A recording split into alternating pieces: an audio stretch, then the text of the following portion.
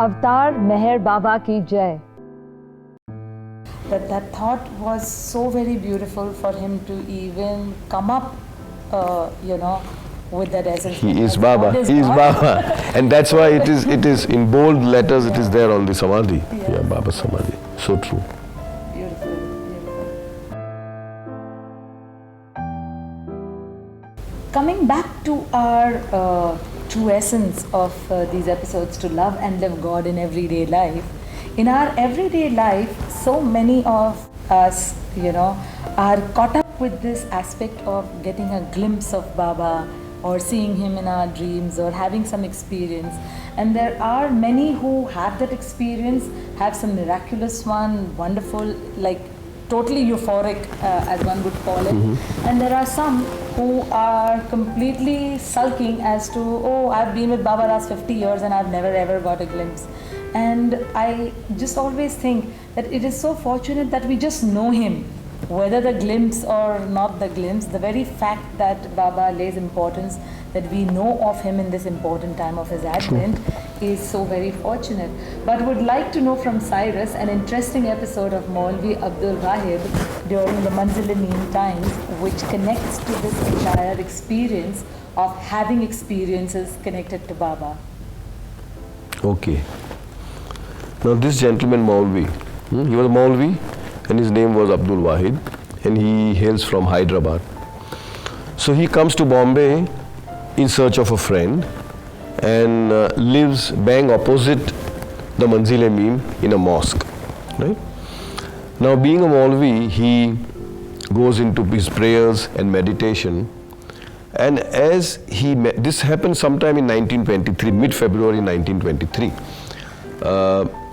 He saw a very bright light coming out from Manzil-e-Meem, as if Manzil-e-Meem is engulfed in some kind of an effulgence or a light. Baba was staying there at that time, and he wondered what it could be. He was wondering, and this happened not once but almost 3 consecutive days, and the light became brighter and brighter, and in one of his meditations he saw clearly the name Manzil-e-Meem.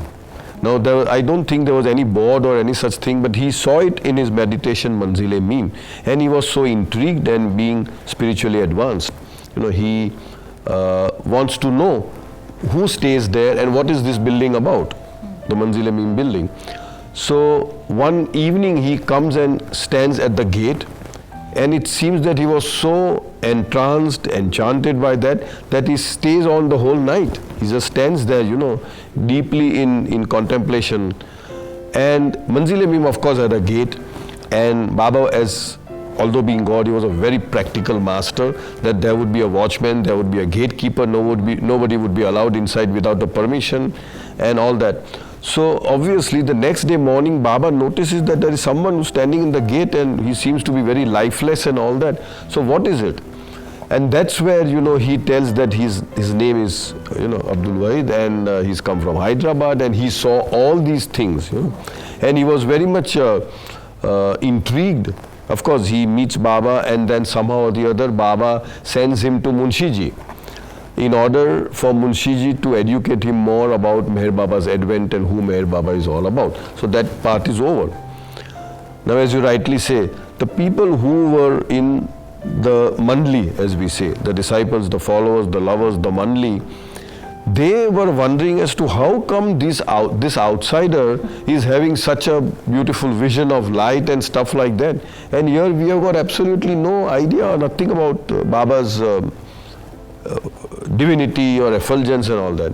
So this is where Baba gives an example, that the lantern is there. Where the lantern is there, that area which is absolutely in proximity with the lantern is always covered with darkness. Whereas the lantern lights those areas in the periphery, around so in other words, you are so closely connected with me, and you are not away from me, and that is why you don't get this experience. And then most importantly, Baba goes on to say, what is there in seeing light? All these experiences that anybody sees, Baba said once, that except for the experience of I am God state, or except for the experience that you are infinite and eternal, all other experiences are in the domain of illusion and they hold no importance. So it is again a very important learning lesson that if I start seeing some lights or some tinkling or some smell and all that and I get lifted, oh my God, I have become spiritual. So Baba says this has nothing to do with spirituality and one should not give any importance to it. If it helps you in loving the Master more, if it helps you in transforming ourselves to be more pure, to be more in a servitude, then it's fine. Other than that, there is absolutely no reason to be inflated because of all those things. And so this was the example which Baba said, that I am there to give you the real light.